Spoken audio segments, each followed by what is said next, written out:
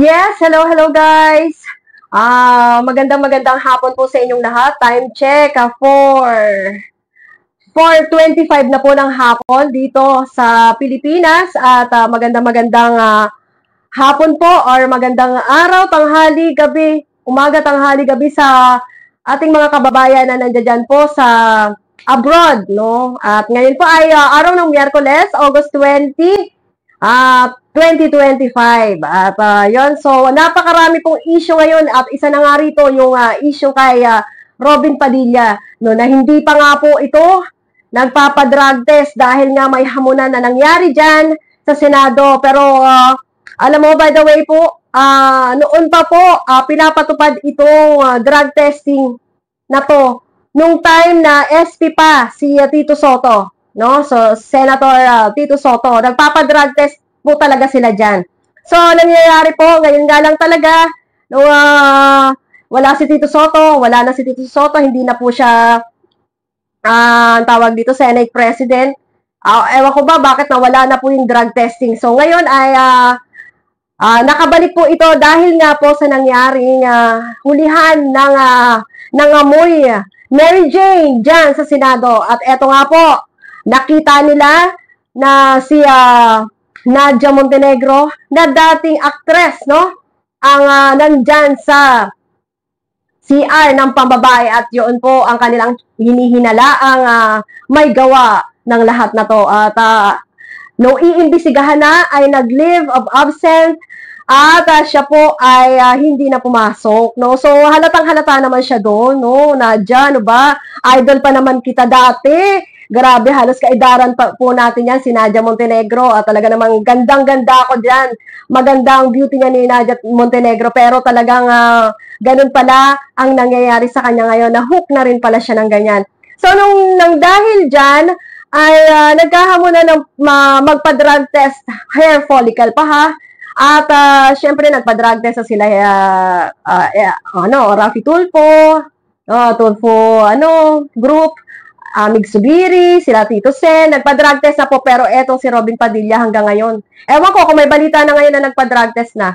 Hindi po nagpapa-drug test, no? At instead magpa-drug test ay ginupit pa yung buhok niya. No, 'di ba? Nakita niyo naman napakahaba ng buhok. Ginupit niya at inahit niya yung kanyang balbas. So, syempre baka yung kanyang genital hair ay baka inahit niya rin ito, no? So, bakit nga ba niya inahit ito? Pwede pa bang i-hair follicle test? Di ba may natirang buhok so parang 2 inches, no? Or 1 inch ang kanyang buhok ngayon. So, pwede pa ba itong i-hair follicle sa ganyang itsura niya ngayon? Kukunti na lang ang buhok or maliikli na yung buhok? Pwede pa bang i-hair follicle na nawala na yung dating buhok na mahaba? So, basahin natin po dito sa nakuha kong information. Ayon dito ay sabi niya, base sa mga resulta ng paghahanap na ito, ang mga impormasyon tungkol sa hair follicle test at kung maaari itong gawin sa bagong gupit na buhok, sabi ganon. Paggamit ng buhok sa katawan.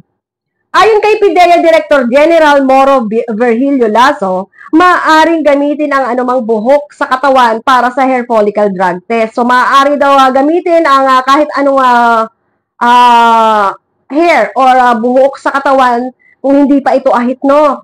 Kung kasi pagkaahit na rin, ang kahit anong buhok sa katawan, paano pa ito magagamit? Pero ang buhok ni Robin kasi ngayon ay meron pang halos 1 inch, no? Hair follicle drug test, kasama na ang buhok sa ilong at sa genital area. So, yun, pwede yung sa ilong at sa genital area. Haba ng buhok. Sinabi ni Lasso na kung ang buhok ay na-shave or ginupit, ito daw po ay walang traces na matitira para sa hair follicle test. Ay, wow, talagang parang alam na alam ni Robin Padilla. Para wala nga namang traces, talagang ginupit. No, so, detection period. Ayon kay PIDEA Laboratory Service Acting Director Angela Salvador, ang hair follicle drug test ay kayang ma-detect ng drug use sa nakalipas na 90 araw. So, ibig sabihin, pwede itong ma-detect ng 3 months, no?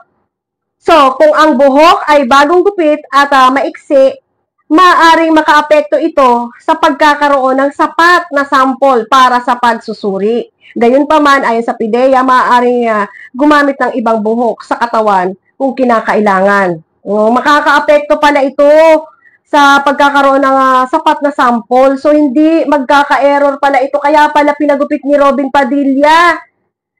So, pwede raw gumamit ng buhok kung sa ibang bahagi ng katawan. Paano kung shinave na rin yung sa kamay, shinave na rin yung hair sa ilong, shinave na rin yung sa genital? Wala na pong buhok. So, ibig sabihin, hindi na po mag-drug testing si Robin Padilla. Kasi nga po, ginupit na yung mga buhok niya. Wow, alam na alam ni Robin Padilla. So, sa ginawa mo yung Robin Padilla, akala mo ba makakaligtas ka, no? So, hindi po ang tanging observation namin or ang tanging conclusion namin sa iyo ay positive ka. Kasi nga, hindi ka naging fair eh. Dapat hindi mo pinagupit ang buhok mo, ha? Kasi nga, magda-drug test kayo. Pinapakilala mo lang ang sarili mo na user ka. Dapat hindi mo pinagupit ito para makita kung talagang hindi ka gumagamit. So, pinagupit mo ito, ibig sabihin, umiiwas ka. Pinagupit mo ito, so ibig sabihin ay ayaw mong ma-detect. Ayaw mong wala silang ma-detect sa'yo. No? Ayaw mo magpa-drug test. Kung sino magda-drug test sa'yo, hindi nga pwede ang bagong gupit eh.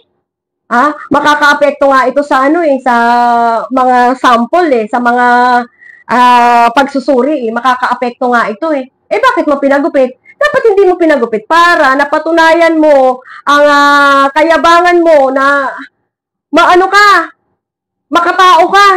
Isa kang senador na kagalang-galang, 'di ba? Pagka nagsalita ka, 'di ba? Grabe, kala mo kagalang-galang ka.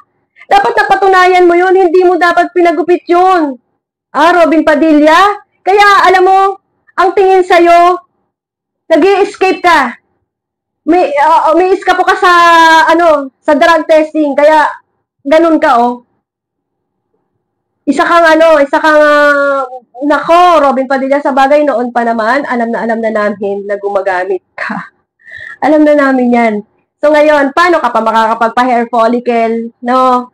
Hindi mo na mapapatunayan sa sarili mo na negative ka. So, ibig sabihin lang yan, positive ka. Kasi tinanggal mo yung pwedeng magiging makukuhaan ng resulta. Alright? Yun lang po. At talaga namang nakakagigil ito si Robin Padilla. No? Hanggang ganun naman talaga sila yung mga gumagamit. Hanggang ganun lang naman talaga sila. At talagang may parang iba na yung takbo ng utak nila. Alright? So, magandang araw po muli sa inyo lahat. Maraming salamat po sa pakikinig. Ito po si Annie Sitcon at God bless po sa inyong lahat. Thank you!